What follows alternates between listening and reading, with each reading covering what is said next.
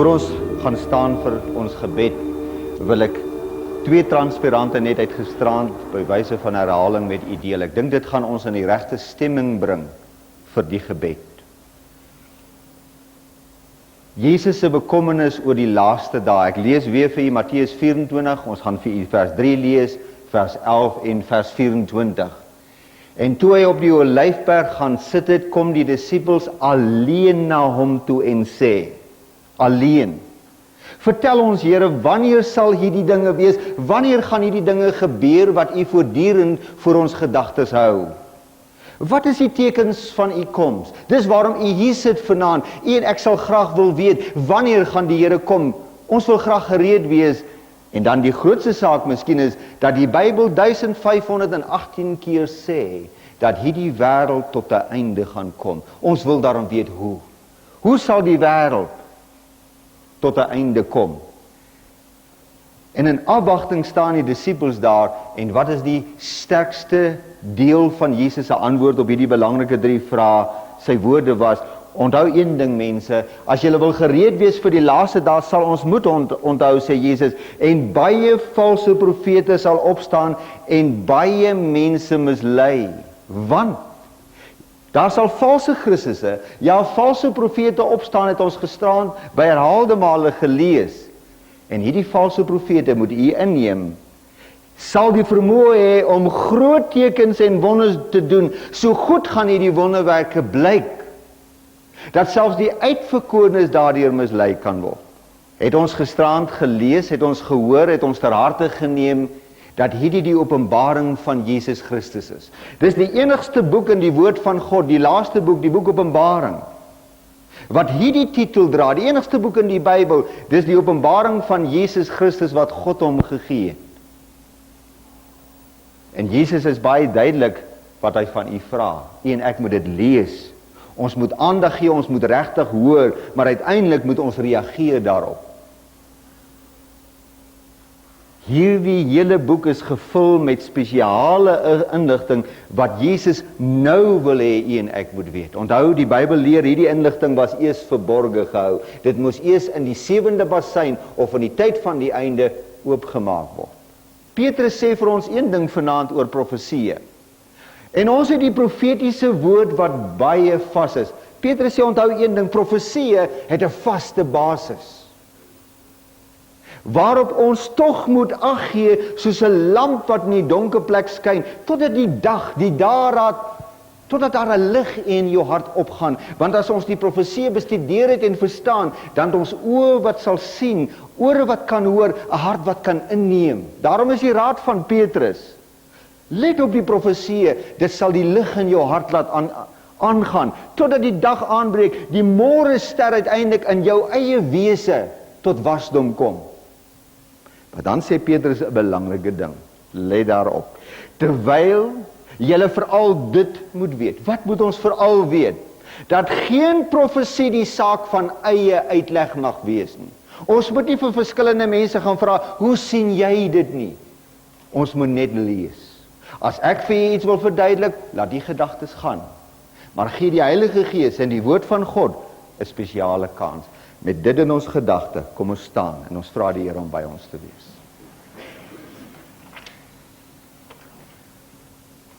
Ons Vader in die hemel, ons het weer eens vir 'n kort oomblik by wyse van inleiding na u woord gekyk. Ons kon nie anders as om diep onder die indruk te kom van wat daar staan nie. En o Heer, ons is vanaand hier, omdat ons wil verstaan. En ons wil nie deur 'n mens verduidelik word nie, ons wil u woord saam lees, ons wil dit regtig hoor, ons wil graag u stem in ons hart hoor. Sal u baie naby aan ons kom, waar ons vanaand ons eerste volledige profesie sal doen. Kom dan naby, ons gaan in stilte op u wag. Amen. Vanaand se lesing het die opskrif die toekoms geopenbaar. God alleen kan toekoms openbaar. Maar voor ons vanaand ons eerste profesie uit die boek Daniël neem, wil ek hê u en ek moet vars in ons gedagtes onthou wat Jesus vir ons sê. En daar dieselfde Matteus 24 waar die disippels gesê het, Here, vertel ons hoe sal die einde wees, gee die Here die sleutel. Wat sê die Here vir ons? wanneer julle dan die gruwel van die verwoesting, waarvan gespreek is deur die profeet Daniël, wanneer ons hierdie verwoesting sien staan binne in die heiligdom, wat het ons gisterand gesien? Waar gaan die antichrist werk? Buite die kerk of binne die kerk? Binne die kerk. Sê die Here dat u en ek moet gaan na die boek Daniël, en die laaste sinsnede van hierdie vers is, laat hy wat lees oplet. En ek wil hierdie gedagtegang by u los wanneer ons met hierdie profesie nou gaan begin. Jesus vra u, as ons die boek Daniël open, ons moet oplet. Ons het gisterand gesien dat die boek Daniël handel oor die tyd van die einde. Die boek Daniël was 'n geslote boek, net soos die boek Openbaring, wat nou oopgemaak moet word. Die boek Daniël en die boek Openbaring het skokkende inligting. Maar ons gaan nog daarby kom. Vanaand gaan ons 'n baie mooi profesie met u deel. Die heel eerste een uit die boek wat Jesus gesê het, u en ek moet deeglik begryp. Kom ons begin. Die heel eerste vers wat ek vir u lees is Daniël 2 vers 28. Ons gaan vanaand die tweede hoofstuk bestudeer. Die eerste vers het ons gisterand ook vir u gelees. Maar daar is 'n God in die hemel wat geheime openbaar. Ja, God het 'n vaste besluit. Hy hou dit veral oor die tyd van die einde, sê die woord, hy het dit verseël en toegehou. Daar is 'n God wat geheime openbaar. Hy het aan hierdie koning bekend gemaak, en wat ek graag wil hê jy moet nou sien, wat aan die einde van die dae sal gebeur. Dit wat die Here aan Nebukadneser en ook later, soos jy sal sien vanaand, aan Daniël gegee het nie met hulle tyd te doen gehad nie. Het dit te doen met die tyd waarin u en ek nou lewe. Ons begin by Daniël, die tweede hoofstuk, die heel eerste vers. In die tweede jaar van die regering van Nebukadneser. Nebukadneser was sommer nog vars op sy troon. In die tweede jaar van die regering van Nebukadneser het Nebukadneser 'n droom gehad. Ons almal droom. Maar Nebukadneser het onmiddellik besef, dis nie die doodgewone droom wat die mens droom nie. Kom ons gaan stadig daardeur. Sy gees het onrustig geword, en dit was gedaan met sy slaap. Hy was helder wakker. En jy gaan hierna sien, dis God wat vir Nebukadneser in 'n droom oor die tyd van die einde gespreek het. Die eerste vers sê vir ons, Nebukadneser het gedroom, hy het wakker geword. En toe doen Nebukadneser, hy is nie verniet 'n koning nie, mense is nie verniet in leierskap nie. Hy het iets aan hierdie droom gedoen. Vers 2. Toe die koning bevel gegee, hier sommer in die middel van die nag het hy die knoppie daar langs sy bed gedruk, die interkomstelsel van daardie tyd. Hy het vir wie het hy nader geroep? Sy geleerders. Die geleerde mense wat in sy diens gestaan het, sy besweerders, die towenaars, die Galdeërs te roep. Hoekom roep die Here al hierdie hoekom roep Nebukadneser al hierdie belangrike manne nader? Om die koning sy droom uit te lê. Toe kom hulle staan nie voor die koning, heel verbaas. Hierdie koning, hierdie mense was op Nebukadneser se salarislys. Hulle het geld by hom gekry, geleerde manne. Ook duiwelbesweerders. Ek wil hê jy moet dit sien. Toe het die koning geantwoord en aan hierdie Galdeërs gesê, die saak staan by my vas. Nebukadneser was 'n wyse man. Nebukadneser wou seker maak dat hulle geen duimteologie sou doen nie. Hulle sou baie maklik, as Nebukadneser vir hulle die droom vertel, een of ander toepassing daarop gegee het. Maar weet jy wat maak Nebukadneser? Hulle sê vir hom, vertel ons die droom. Hy sê, nee. As julle werklik geleerd is, as julle werklik kontak het met die bonatuurlike, dan moet julle vir my kan sê. Nebukadneser wou seker maak dat hulle regtig insig het, dat hulle regtig kontak het met die gode. En hy sê vir hulle, ek gaan julle nie vertel wat ek gedroom het, julle moet vir my vertel.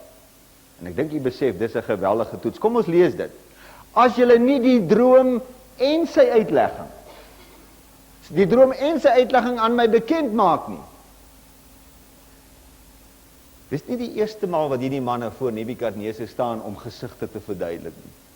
En hulle het Nebukadneser al baie om die bos gelei, enige toepassing daarin toegedig. En daar was geen manier hoe Nebukadneser kon kontroleer nie. Hierdie keer was hy vasberade. Hy gaan nie vir hulle vertel wat hy gedroom het nie. Daarom is sy bevel ook, die dood wag op julle. Ek hardloop na vers 9. Hoekom doen Nebukadneser dit? Want as julle die droom my nie bekend maak nie, as hulle nie vir hom kan sê wat hy gedroom het nie, want hulle beweer dat hulle duiwelbesweerders is, wat eintlik hulle gode was. As hulle werklik kontak het met die bonatuurlike, want Nebukadneser weet, 'n bonatuurlike mag het met hom kontak gemaak. Sy logika was, daarom moet hulle wat dit wil kom verklaar, eers vir my kan sê wat ek gedroom het. Stem u nie saam, dis 'n baie goeie toets nie? 'n Baie goeie toets. As julle die droom nie aan my bekend kan maak nie, as julle vonnis een en dieselfde. Julle het naamlik afgespreek om 'n leenagtige en bedrieglike woord met my te spreek, totdat die tyd weer sal verbygaan. Hy sê, vertel my die droom, dan sal ek weet of ek julle kan vertrou. Hoe maklik is dit as iemand na jou toe kom, as iemand na my as predikant kom en sê, ek het hierdie gesig oor die droom gehad, en ek sê, kom ek vertolk dit vir jou. Waar weet jy dit? Hoe weet jy dat ek nie die storie opmaak nie? Maar die Here wou seker maak dat hierdie gesig gekontroleer is. Die Galdeërs het voor die koning geantwoord en gesê, daar is geen mens op die aardbodem wat kan doen wat u vir ons vra nie. Hulle sê ook vir hom verder in die vers, geen ander koning het nog so vereiste aan mense gestel nie. Nebukadneser doen dit nie verniet nie. Nebukadneser het al van tevore getwyfel, en God was ook naby, soos u sal sien. Hierdie droom, al was dit 'n heidense koning, is nie verniet in die woord van God nie. Toe hulle uiteindelik vir die koning sê, hulle kan nie, toe die koning uiteindelik besef dat dit werklik bedrieërs is, soos hy vermoed het, luister wat gebeur nou. Hieroor het die koning toornig en baie kwaad geword en bevel gegee, hulle moes om die lewe gebring word. Die koning sê, hoe kan ek julle betaal? Julle was bedrieërs van die eerste dag af dat julle saam met my was. En nou gaan ons die profeet Daniël ontmoet. Onthou, Daniël was saam met Sadrag, Mesach en Abednego, jong manne wat gevangene geneem is toe Jerusalem vernietig was. Hulle was nou in die Babyloniese ryk. Hulle het daar gewerk. En toe hierdie bevel uitgevaardig word, dat al hierdie manne gedood moet word, toe Daniël hom kon kry, toe klop hulle ook aan sy deur. Toe hulle voor Daniël kom en sê, kyk, jy moet gedood word. Toe weet Daniël, hy moet iets doen. Hy maak toe 'n afspraak met die koning. Daarop het Daniël ingegaan, die koning versoek dat hy hom tyd moes gee. Hy sê, koning, ek sal die uitlegging aan u kan bring. En Daniël, u sal later sien, het nie vir een oomblik gedink dat hy die wysheid het nie. Maar wat moet 'n mens doen as jy in die moeilikheid is? Daniël was nie skuldig nie. Hy het nog nie een keer iets leenagtig na die koning gebring nie. Wat gebeur nou? Toe gaan Daniël na sy huis en hy maak sy saak aan Hananja, Mishael en Asaria, sy vriende. Sadrag, Mesach en Abednego, hier is net hulle ander name. Die saak bekend. Hy sê, kom mense, die dood wag op ons. En wat doen hierdie 4 manne nou? Hulle kniel voor die troon van God. Kom ons lees dit. Dat hulle die barmhartigheid van God van die hemel moes afsmeek oor die geheim, sodat Daniël en sy metgeselle saam met hom nie om die lewe hoef gebring te word nie. Ek hoop dat u 'n goeie gebedslewe het. Ek hoop dat u met die God van die hemel kontak maak op die wyse wat hy ons geleer het. Hoe pragtig, ons staan nou in 'n ander slaapkamer of in 'n vertrek en 4 jong Hebreëse manne kniel voor die God van die hemel neer. Hoor God gebede waar sy kinders saam bid? Die antwoord is ja. Daarop is in 'n naggesig die geheim aan Daniël geopenbaar. Is dit nie wonderlik nie? Die droom wat ons vanaand gaan bestudeer, het 2 mense van God ontvang. Nie net Nebukadneser nie, maar nadat hierdie 4 jong manne gebid het, het ook Daniël wat geontvang. Dieselfde droom, maar ietsie meer, ook die uitleg soos jy later sal sien. En ek weet nog nie eens wat die droom is nie. Maar een ding weet ons, Daniël, hulle het saam gebid. Ek wil herhaal, en ek is besig om uit die boek Daniël te bestudeer wat Jesus gesê het ons moet oplet. En Daniël het nou ontvang. Daarop is in 'n naggesig die geheim aan Daniël geopenbaar, toe Daniël die Here geloof. Om geloof. Daniël het gespreek en gesê, mag die naam van God geprys word van ewigheid tot ewigheid, want die wysheid en die krag is myne of God se. Het Daniël daardie droom kon verstaan? Kon Daniël vir die koning vertel? Nee, dit het van die God van die hemel gekom. Ek herhaal dus weer, die droom wat ons vanaand gaan bestudeer en ook sy uitleg uit die Bybel gaan kry. En onthou, geen mens mag vanaand hierdie droom vir u verklaar nie. Ons moet dit net lees uit die woord van God. Nou, voor ek vers 21 vir u voor u oë gaan bring, een van die belangrikste verse wat ons nou gaan lees, al het ons nog nie eens die droom gelees nie, is die vers wat Daniël nou gaan uitroep. Die oomblik toe Daniël die droom verstaan, die oomblik toe Daniël die uitleg ontvang van God, toe roep Daniël die volgende belangrike sleutelwoorde uit. Toe Daniël verstaan, toe sê hy tog, dis God verander tye en geleenthede. Daniël sê nou verstaan ek, God reël die tye. Hy sit konings af en stel konings aan. God rig die geskiedenis. Daniël sê nou verstaan ek, God rig die tyd. God stel van die een koning wat nou heers en neem hom af en plaas 'n nuwe heerser daar. Ek wil hê jy moet dit inneem wat as ons die gesig nou gaan bestudeer. Hierdie handel oor geskiedenis, soos die geskiedenis beweeg het van die wêreld se grootste magte. Dan sê ek begryp nou. God verander die tye en die geleenthede. Hy sit konings af en stel konings aan. Hy verleen die wysheid aan die wyse manne. Hy verleen wysheid. Hy openbaar ondeurgrondelike en verborge dinge. Hy weet wat in die duister is. Die lig woon in ons hemelse Vader. Die lig woon in Jesus. Hy is die lig vir die mense. Goed, ons was by Nebukadneser, ons was by Daniël. Daniël begryp nou, en die enigste sleutel en gedagtegang wat ons nou het, ons weet, hierdie droom handel oor geskiedenis. Dis God wat die geskiedenis rig. Nou kom die groot oomblik, die toets van Daniël. Onthou, daar is 'n bevel uitgevaardig dat almal om die lewe sou bring. Hier staan 'n jong man nou voor die koning Nebukadneser, en ek kan sien hoe sit die koning daar rond terugdink. Hier is 'n jong man. Die koning is al amper moedeloos, hy het gedink niemand sal hom kan help nie, en hier staan so ware klein 'n Jood. Nie 'n Babiloniër nie 'n man wat die Babiloniese God aanbid nie, maar wat die God van Israel aanbid, en hy sê, my koning, ek het die kans gevra, ek weet nou wat u droom is, ek gaan hom nou vir u vertel. En as Daniël een leenagtige woordjie nou vertel, sy lewe het aan wat gaan? 'n draaitjie. Hier kom die oomblik. U koning het 'n gesig gehad, sê koning. Koning sê, ja, ek het 'n gesig gehad, ek het dit mos laat vir jou gesê. Daar was 'n groot beeld, en ek kan sien hoe hierdie koning se oë nou groot word. Daar was 'n groot beeld. Hoe weet hierdie man? Daar was 'n groot beeld. Hierdie beeld was hoog, hy was gehoog, sê die koning. Sy glans was buitengewoon. Dit het voor hy gestaan, en dit was vreeslik. Wat die beeld betref, my Heer, ons het 'n klein replika vanaand hier voor u. Wat die beeld betref, my Heer, die beeld was van goeie goud. Dit was van goeie goud. Die bors was van silwer. En die koning is verbaas.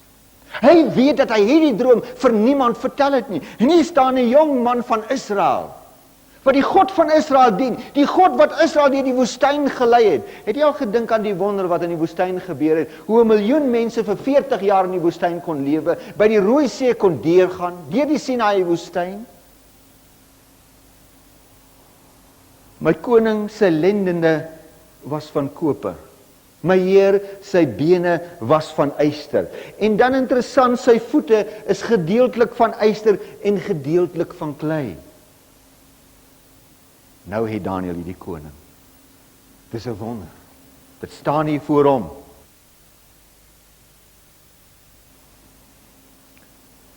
Daar was 'n beweging in hierdie droom. En terwyl Daniël nou vir die koning verduidelik het hoe lyk die droom, en die koning weet dis waar, kon die koning dalk in sy gedagte gesê, kom ek kyk of hierdie man ook van die klip sal praat. En daar gaan die jong man. U het gekyk totdat daar sonder toedoen van mensehande, en ek wil vir u vanaand vra, u moet let wat daar staan. Die klip het gekom sonder toedoen van mensehande. Dis 'n goddelike ingrype. God het vir ons, jy gaan dit net nou sien, die geskiedenis vooruit gegee, maar hier kom nou 'n goddelike ingrype. U het gekyk totdat daar sonder toedoen van menshande 'n klip losgeraak het. Wat die beeld getref het, nie aan die hoof of by die lende nie, maar aan sy voete. Aan sy voete. En alles tegelijkertijd fyn gestamp is. Toe is tegelijkertijd die yster, daarvan onder, die yster, die klei, die koper, die silwer, die goud, fyn gestamp. Dit het soos kaf geword, op 'n dorsvloer.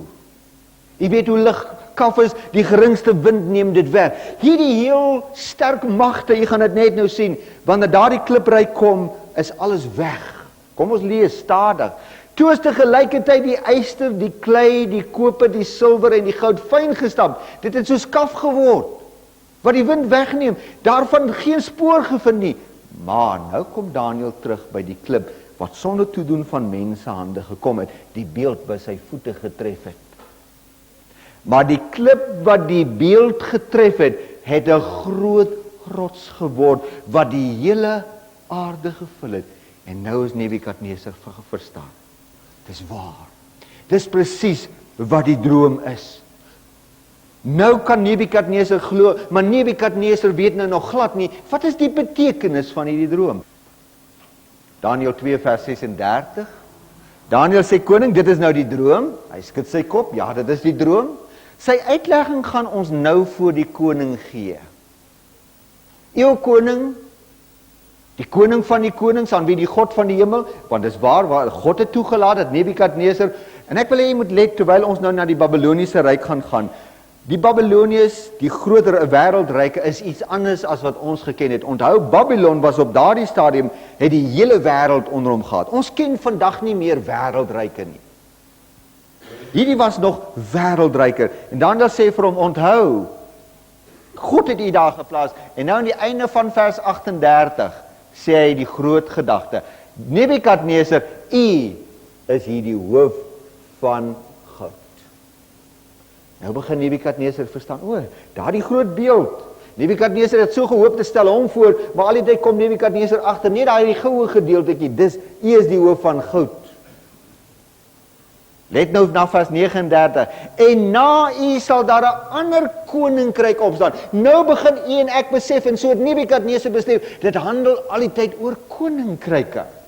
Die Babyloniërs was nou in beheer, en Nebukadneser het net soos ons as Afrikaners nou gehoop, ons sal vir altyd regeer hier.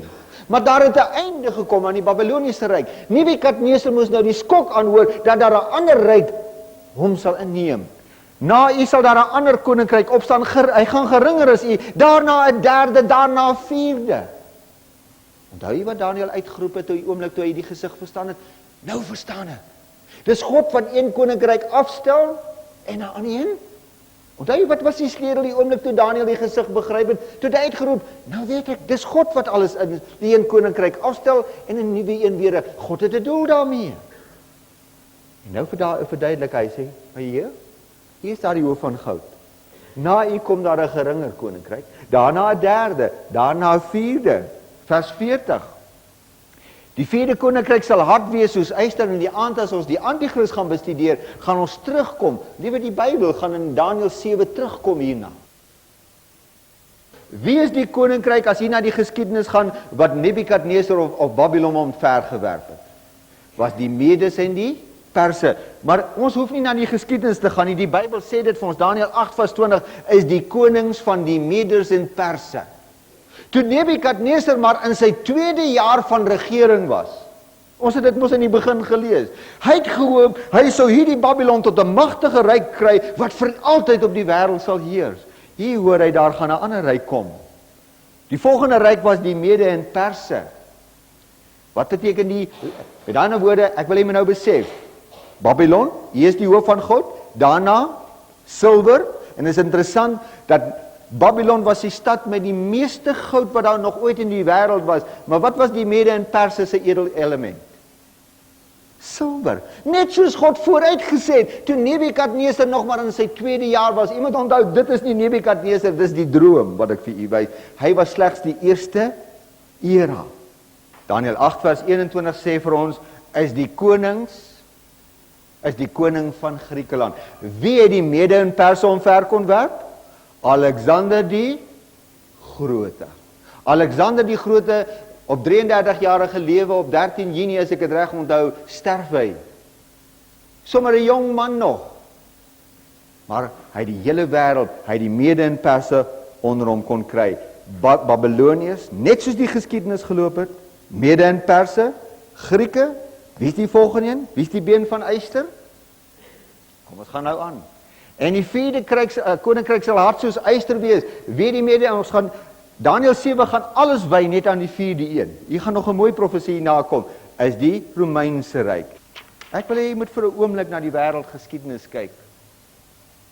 Babylon bestaan van die jaar 605, met ander woorde, in die jaar 603, was hierdie gesig gegee.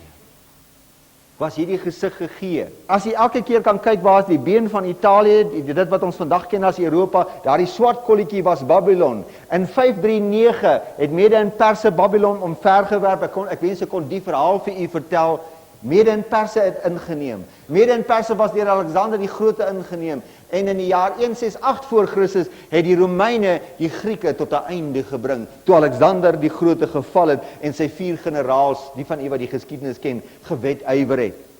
Ek wil hê u moet sien wat daar staan, dat die God van die hemel werklik vooruit die geskiedenis kon ken. Onthou die oomblik toe Daniel hierdie droom begryp het, wat u en ek vanaand moet oplet, het hy gesê, nou begryp ek.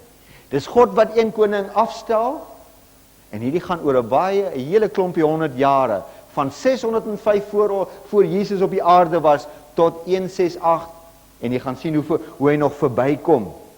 Nou verstaan u en ek die droom, sy hoof van goud, Babylon, mede in Perse, Grieke, Rome, maar wat beteken die voete, en dit kom nou by u, hierdie droom, vir u as westerlinge, sê vir my, is u en ek Afrika inboorlinge, of is ons Europeërs? Waar kom ons vandaan? Uit Afrika uit, of van Europa af? Van Europa af, ons gaan nou daarby kom. Ons moet nou nog hoor, wat is die voete van yster en klei, dan moet ons nog by die rots kom. Voete van yster en klei, nou kom ons daarby. Vers 41, en toe die voete en die tone, soos u gesien het, deels van pottebakkers klei en deels van yster was, die eerste ding wat die Bybel sê, dit gaan 'n verdeelde ryk wees, waar die ander ryke wêreldheersers was, sê die Bybel, na die Romeinse ryk, gaan dit wat se ryk wees? Gaan dit een groot ryk wees, of gaan dit 'n verdeelde ryk wees? Kyk na Daniël 7 vers 24, ons maak gou die gordyntjie oop by die volgende profesie. En die 10 horings uit daardie koninkryk sal 10 konings opstaan. Uit die Romeinse ryk gaan hoeveel konings opstaan, sê die Bybel? 10. Ek wil my kaartjie vir 'n oomblik terugplaas. Geliefdes, in die jaar 476 na Christus het daardie magtige Roman Empire, magtige Romeinse ryk tot 'n val gekom. En in hoeveel nasies het die Romeinse ryk verdeel? Daar is hulle, in 10. Daar het ek vir Daniël 7 aangehaal. Uit daardie koninkryk sal hoeveel konings opstaan?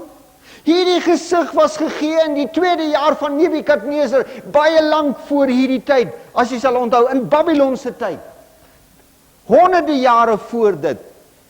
Ek het vir u die Latynse name daar geplaas. Die Anglo-Saxons, die Franke, die Bourgonders, die Vandale, die Oosgote, die Wesgote, die Suewe, die Heruli. Dis die Latynse naam. Mense, dis Europa. Dis waar ons voorvaders vandaan kom. Ek gaan dit net doen van jy die boek Handelinge uit ook lees. God sê, gee vir Nebukadneser en ook vir Daniël die hele geskiedenis soos hy deur afkom. Babylon, Mede en Perse, Griek, tot by die 10 nasies. En jy gaan verstar staan die aand as ons Daniël 7 met u gaan doen. En dat die voete en die tone deels van yster. Nou gaan ons hoor, hoekom die Here in die profesie wou sê, die gedeelte van die voete sal sterk soos yster wees, maar die ander, hoe sterk is klei? As ek 'n mooi ronde kleiballetjie hier rond sou maak en ek laat hom val op die vloer, is hy nog rond? Nee. As ek 'n mooi sterk ysterbal het en ek laat hom val? Goed. Hoekom, wat wil die Bybel vir ons sê? Wat wil Jesus vir ons sê? Wie het gesê ons moet hierdie profesie begryp? En dat die voete en die tone, deels van yster en deels van klei is, 'n gedeelte van hierdie koninkryk sal hoe wees? Hard, maar 'n gedeelte sal, as ek vir 'n oomblik vir u weer ons Europese nasies opplaas, sommige van daardie nasies, die Duitsers, die Franse en die Engelse, was hulle swak nasies of magtige nasies? Het die Duitsers die wêreld geneem? Het Napoleon van Frankryk, het die Engelse hulle merk gedruk? Ja. Maar ons kom by die Switsers, die Suewe, die Portugese, Vandale. Ek wens ek kon nou so ietsie oopmaak van Daniël 7, maar ek moet nie toegee aan die versoeking nie. Sommige van die nasies was magtige nasies, sommige was net soos die God van die hemel vir ons dit vooruit sê, Dis hy wat die geskiedenis ry. Ja, ons ken nie meer wêreldryke nie. Die wêreld het vir 'n menigder nasies vandag. Dat u die yster gemeng met kleigrond gesien het. Ons het gehoor dis verdeeld. Ons het nou gehoor dis party van hulle is sterk geweest, party was swak. Nou gaan ons voort. Dat u die yster gemeng met kleigrond gesien het. Hulle gaan deur menslike gemeenskap onder mekaar vermeng raak. Maar hulle sal nie aan mekaar vasklewe nie, net soos yster en klei nooit sal aan mekaar kom nie. As ek voor u 'n wêreldkaart kon plaas, dan sou u besef, Afrika kontinent het min water, baie woestyn. Die mees sentrale kontinent van die wêreld is watter kontinent? Is Europa. Dis waar die magtigste ryke altyd gesentreer het, as ek die kaartjies weer vir u sou terugplaas. Die Bybel sê hulle gaan deur menslike gemeenskap vermeng raak. Baie vroeg, toe die Romeinse ryk tot 'n val gekom het in die 10 nasies, het almal besef, as Europa net weer kon verenig. Vandag nog, sê nou vandag, die Italianers, die Spanjaarde, die Franse, die Duitsers, die Switsers, sê nou hulle almal besluit, kom ons word een nasie. Wat wil Amerika kan maak as Europa een nasie word? Dis die sentrale kontinent. Die magte, die rykste kontinent, maar vandag is hulle verdeel. Hulle kan nie saam, Margaret Thatcher moes haar prys betaal, maar ek wil hê jy moet sien wat die Bybel sê, hulle sal nie aan mekaar vasklewe nie. Dink jy Europa sal ooit weer een word? Wat sê die Bybel? Hulle sal nie aan daardie 5 woorde. As Europa ooit verenig, kan hierdie profesie nie meer waar wees nie. En nou sê vers 43 vir ons, hulle gaan deur menslike gemeenskappe onder mekaar vermeng raak. Hoe hard het hulle nie probeer? Wat het Napoleon probeer? Wat het Frankryk probeer? Het Napoleon geslaag? Wat het Hitler, die kort Duitsertjie, wat het hy probeer? Het Hitler geslaag? Wat het Engeland probeer? Hoekom was ons land tot 1961 nog onder die Britse vlag?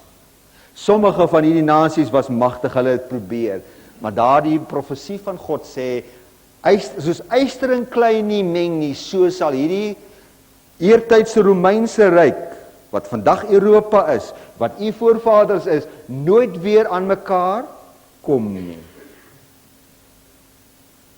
Ek hoop u let op wat Jesus het, toe die disippels hom vra, Here, hoe gaan die einde wees? Toe sê die Here, gaan na die boek Daniël, ons studeer nou die heel eerste profesie in die Daniël, en die Here vat van Daniël se tyd af die geskiedenis. Waar is ons nou al? Maar in die dae van die konings, wat 'n konings, hierdie 10 ryke, die Duitsers, die Franse, hierdie verdeeldheid.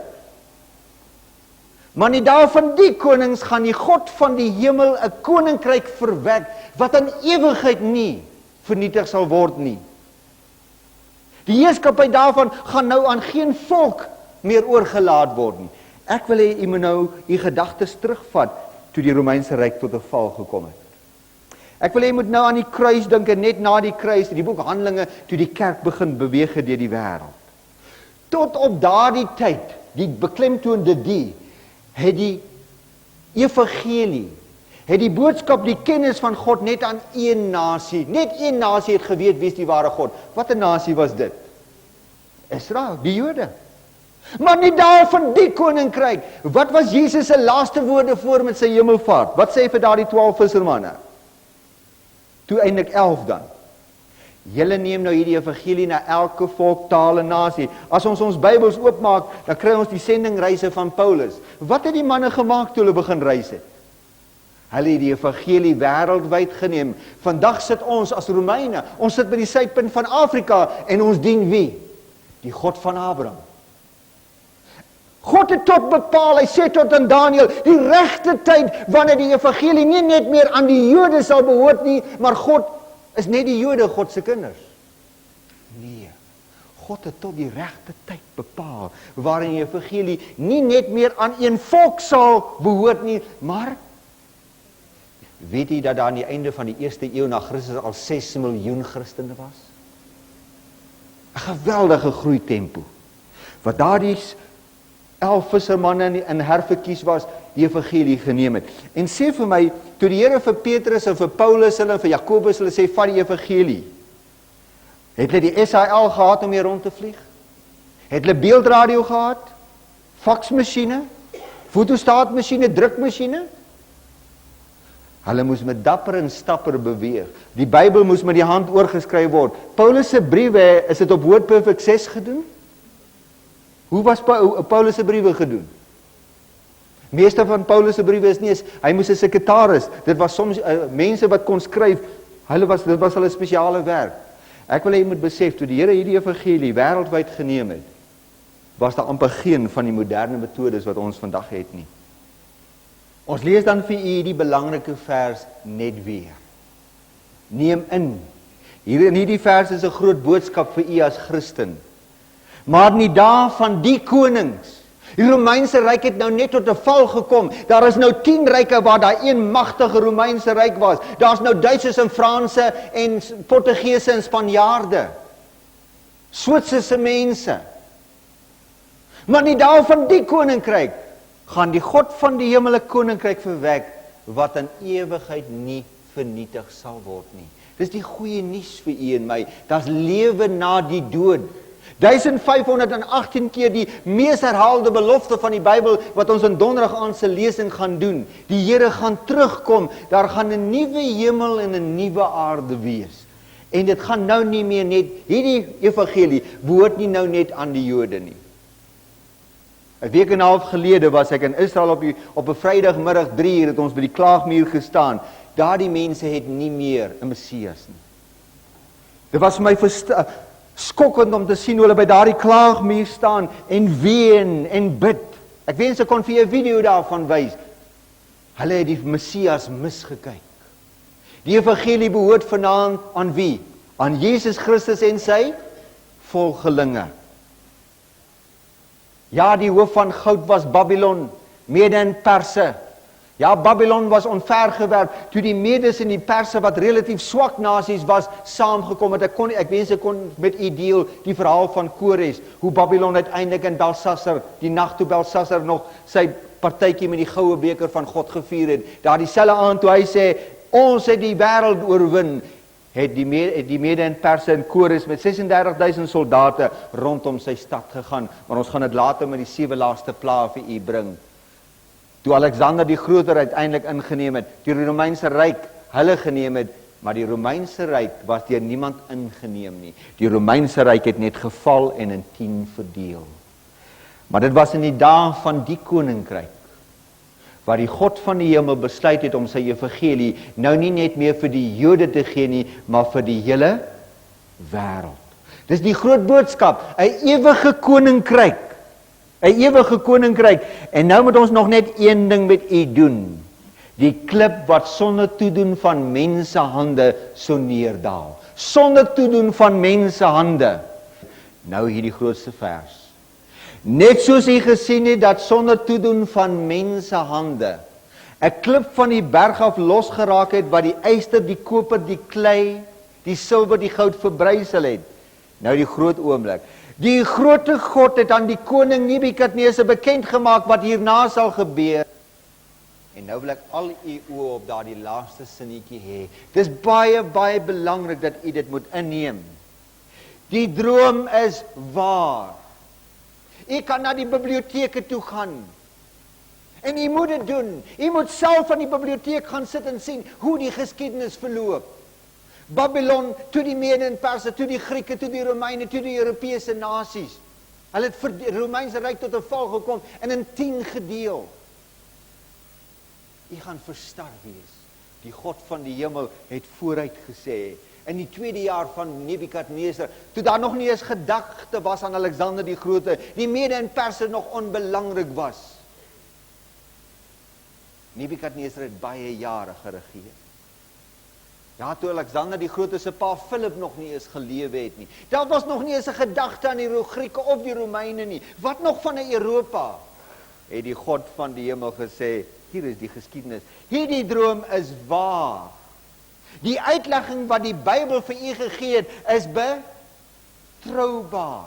God ken die geskiedenis. Wat nou op ons wag is, wat 1518 keer in die Bybel staan, die wederkoms van ons Here. wat op hande is, geliefdes, die klip wat sonder toedoen van mense hande gaan losraak, en nou lees ek die tweede laaste transparant van hierdie lesing. Ek maak die Bybel oop by 2 Petrus, die 3de hoofstuk, en ek wil dit stadig vir u lees. Dit is lekker om saam met Daniel te gestap het, maar laat Petrus vir ons so 'n bietjie help vanaand. Petrus sê vanaand vir u, terwyl jy die grootste profesie vas in die gedagte is, dit moet julle veral weet. Wat is dit wat die Bybel hê ons moet veral weet? Dat daar aan die einde van die dae, watter dae? Hier aan die einde van die dae, spotters gaan kom.